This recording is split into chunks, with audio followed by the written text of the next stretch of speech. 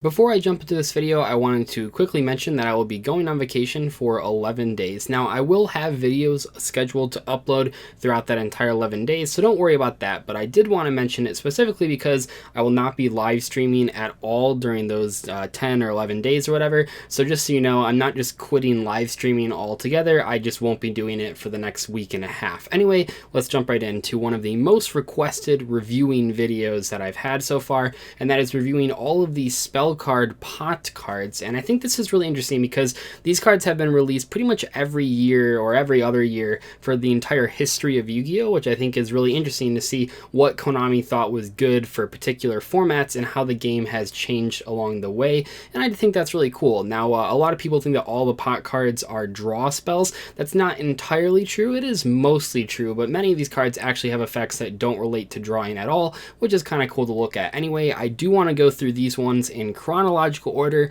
not alphabetical order. I've gotten some feedback on the alphabetical order. You guys seem to enjoy the chronological order better. That makes sense to me, so we'll do that for this video. Starting off with the one, the only Pot of Greed, which is pretty much the very first pot card and also one of the first cards in all of Yu-Gi-Oh! This card was released in 2002, and it's one of the simplest card effects in the entire game. All it does is draw two cards, and that's obviously really powerful. Maybe not so much when it first came out, not that it wasn't a really good card, but if you ever wondered why this card couldn't be allowed in a modern format versus why it was fine in the olden days, it's because that cards like Pot of Greed just can't exist in Yu-Gi-Oh! Because there's no mana, there's no lands. They're completely free to activate with no drawback, and that might have been fine in old school Yu-Gi-Oh! Where your deck was mostly normal summons, but in a new school setting, and even just like the past 10 years, if we look at cards like Pot of Greed, the reason they can't exist is simply because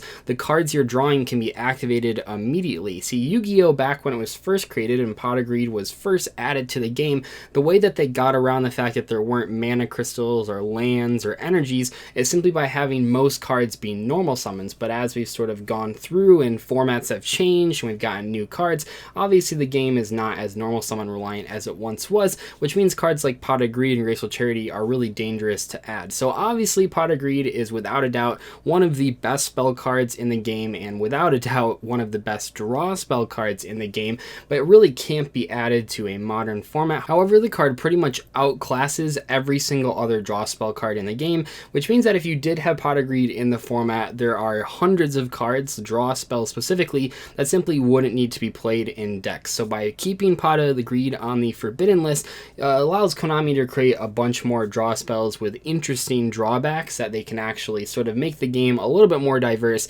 instead of every single person just playing Pot of Greed in every single deck. Obviously this card is super powerful, so it can never come back for that reason, but it's something that we're going to be keeping in mind as we look at these other pot cards, simply because of the high standard that Pot of Greed really sets. Speaking of that high standard, the next pot card actually didn't meet it at all and pretty much does the exact opposite of Pot of Greed. So in 2005 we got Pot of Generosity, and this card is one of the worst spell cards ever printed in the entire game, and all it does is return two cards from your hand into your deck, then shuffle your deck. This is worse than Magical Mallet, it's worse than Reload, it's even worse than Card Trader.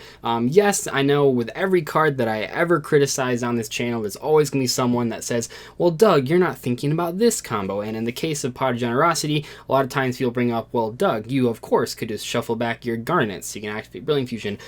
Even those combos are pretty terrible in comparison to just playing even better cards like Magical Mallet, which already aren't that good. So a card like Pot of Generosity has never seen play in any capacity. It's obviously just a card that's designed to be bad, which is kind of funny to think about that this was the pot card that followed Pot of Greed, but luckily Konami sort of made a better version of Pot of Greed with their next release, which was Pot of Avarice, also released in 2005, just 3 months after Pot of Generosity. So Pot of Avarice is one of the craziest cards, and what's interesting to think about is that when this card was printed, I kid you not, the returning 5 cards or 5 monster cards into your deck was actually seen as a pretty big drawback because decks at that time just couldn't put that many monsters into the graveyard for that fast. If you ever go back and look at old formats and wonder why Konami let Pot of Avarice sort of run around not only at 1 copy but also at 2 copies for many years, it's simply because the decks back then just weren't as fast at putting monsters in the graveyard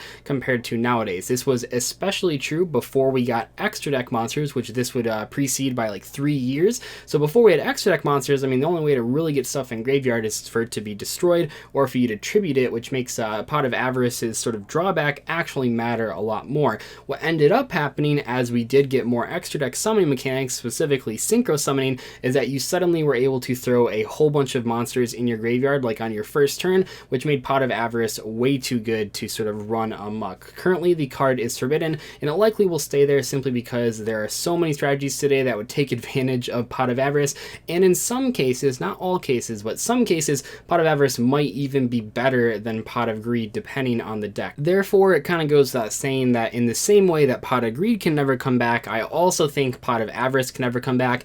Maybe if all the extra deck summoning mechanics went in the direction of Exceed monsters, we could have this card back in the game, but seeing Link monsters are basically a more generic synchro monster, yeah, obviously we can't have a card like Pot of Avarice in the game. It would completely break a lot of different decks. It's kind of like a Pot of Greed combined with this recursion effect to put all of your good monsters back into your deck.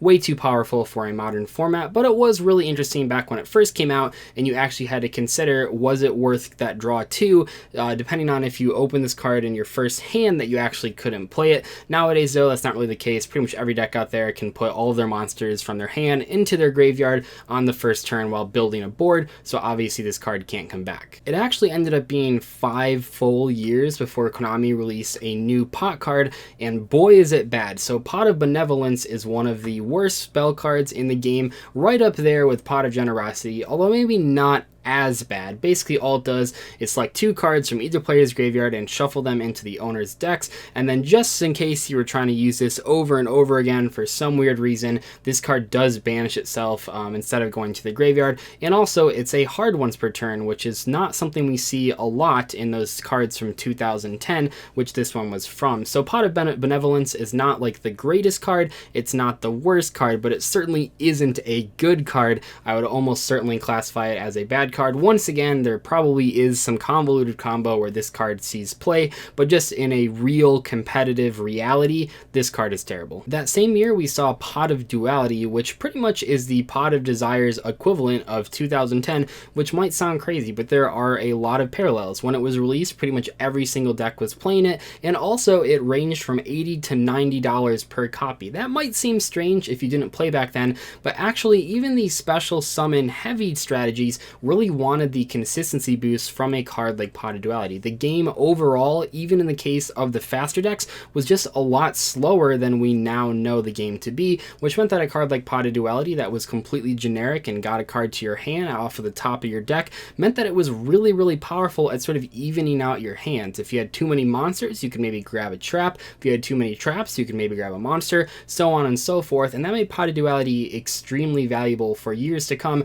And even nowadays, this card is seeing play in decks like True Dracos and decks like Altergeist. Obviously, a lot of strategies have moved really sort of to that special summon centric idea. However, the ones that aren't special summon centric or can afford to skip their special summons for one turn really do want to play Pot of Duality to even out their draws, very similar to what it was doing way back in 2010. Do I think this card will ever be power crept? Potentially. When Upstart Goblin was at 3, a lot of people were not playing Pot of Duality, but I think right now with cards like Upstart Goblin Limited and card like Pot of Greed not on the format at all, Pot of Duality is still going to come up every once in a while in those slower strategies to sort of get them to the cards that they need to get to. 3 years later, Konami would release Pot of Dichotomy, a card that was sort of meant to make Pot of Avarice more fair. However, they sort of overcompensated for that, and the card ended up being not played in pretty much any format.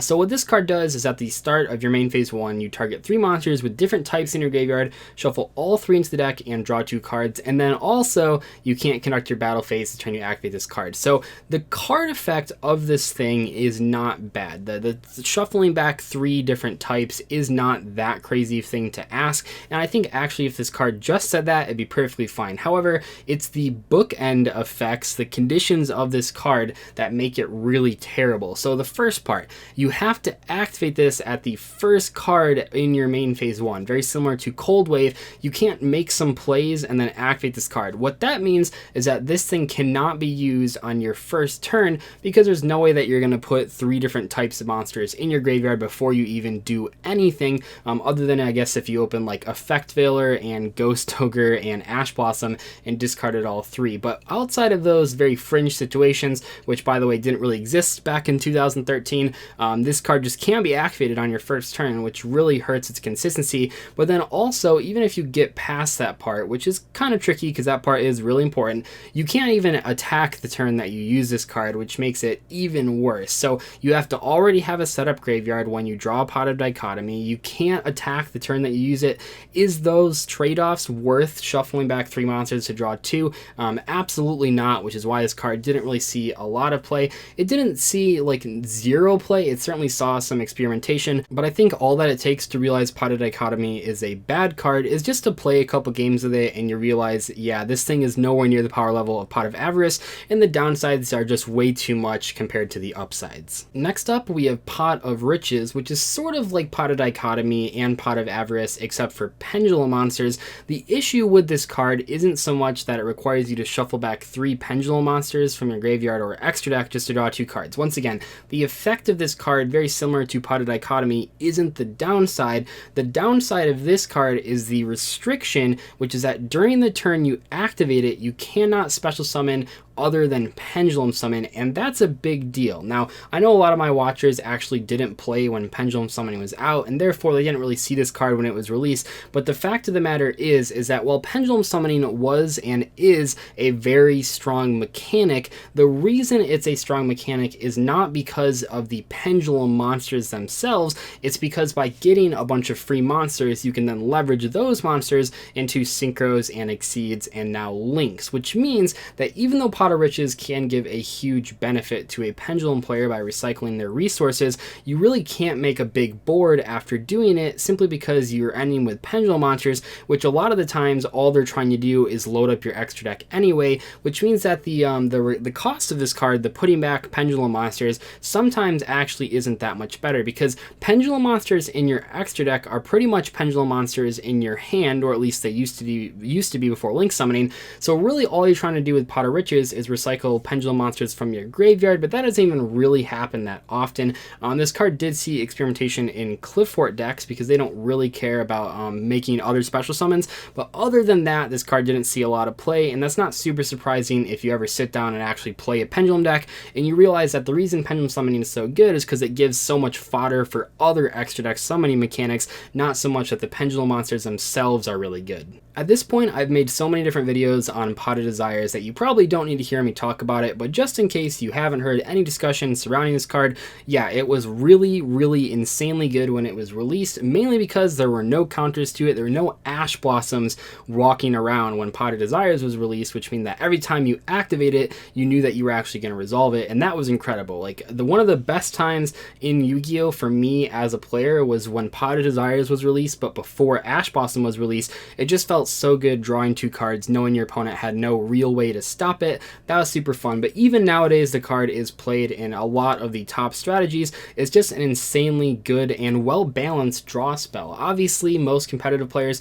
don't really think about the banishing the top 10 cards of your deck, because in most cases it doesn't actually matter as long as you build your deck around it. But what a lot of people find interesting about Pot of Desires is that there isn't really a general consensus on the card. It certainly isn't as polarizing as it was when it was first released, where pretty much the people that could afford it said it was really good and were topping all the tournaments, and people that couldn't afford it said everyone else was crazy for spending that much money on a card. But at the end of the day, the card did see so much monumentous competitive success, it's hard to ignore how popular and powerful the card was, at least at the top tables. But I do think it's interesting that you can put a quarter of your deck on a card, and that doesn't even matter because Yu-Gi-Oh! Players are so they're so into those +1 card effects, myself included, because because kind of like what we talked about when we talked about Pot of Greed, there are so few generic draw spells that even when you put on this crazy cost to it, it doesn't even matter because people just want to get that draw too. And a lot of times in those top deck profiles, when the card first came out and the interviewer would ask, well, how do you feel about playing 3 of this card? A lot of the people that were interviewed would simply say, it says draw 2 on it, so I'm gonna play 3 copies, and I think that's really cool. But yeah, Pot of Desires, still a good card today. It was a really good card when it came out. Even with Ash Blossom in the format, the card is still very popular in a variety of decks, and I think it will remain popular until there's something with less of a cost that gets released. I'm not actually sure if that'll ever happen though. The last Pot card to be released was Pot of Acquisitiveness. Now this thing actually was pretty hyped going into when it was being released. A lot of people wanted to play this as a counter to the ABC mirror match because you could use it when your opponent banished your Buster Dragons using Ghost Reaper. That was a really popular use for this card, but actually when it was released, most people just cut it from their side decks after like 1 or 2 tournaments. A lot of people saying that just to use this card, there had to be so many things that went exactly the way that you wanted them to go, and a lot of the times this card was just a dead card in your opening hand. However, the card has seen some play. I think the most interesting play is in many of those zombie Lightsworn dinosaur decks. Some people have been playing Pot of Acquisitiveness, and it actually is a decent side deck card as a counter side pick to Ghost Reaper and Winter Cherries if you're playing a deck that is going to get cherried. For example, if you're playing Burning Abyss with 3 Dantes, if your opponent has Ghost Reaper and Winter Cherries, you're always going to banish those 3 Dantes. That's what they're going to pick every single time. So then you can just use Pot of Acquisitiveness to not only put the cards back, which is just good by itself, but also get a free draw. So now your opponent's down a card, you've sort of upstart goblined yourself and avoided the card that they've discarded, which is really powerful. However, this card just doesn't have enough generic uses outside of a counter pick that makes it just not quite good enough for competitive play. However, it is a card that I always have on my radar and a card that I keep trying to put in different strategies. One of my favorite is the Phantom Knight strategy. You can recycle all of your Phantom Knight monsters and get a free draw. It's really powerful, but once again, it's just not a card that you can do going first. I think that this card might go the direction of Pot of Avarice someday. Obviously not as powerful because it draws 1 card, but Pot of Avarice, like I said when it was released, a lot of people couldn't get those 5 monsters in the graveyard fast enough to actually make use of it. And in the same way with Pot of Acquisitiveness, it actually is really hard for even the banishing strategies like ABCs, like Phantom Knights, to get 3 monsters banished on the first turn with a Pot of Acquisitiveness in their hand. But if that happens down the road, this card's gonna be pretty crazy because it'll basically be like another Pot of Avarice, just on a smaller scale. Anyway though, that is gonna wrap up this video. Hopefully you guys enjoyed this discussion. This is one that's been a long time coming, and I think that it was really cool to do, kind of look at the history of these Pot spell cards, because some of them are really good, some of them are really bad, and a lot of them are just right in the middle. So let me know what you guys thought about this, and let me know if there's any other series of cards or spells or traps that you'd like me to review, because I'm always open to ideas. I will see you guys later though. Thank you so much for watching. Bye.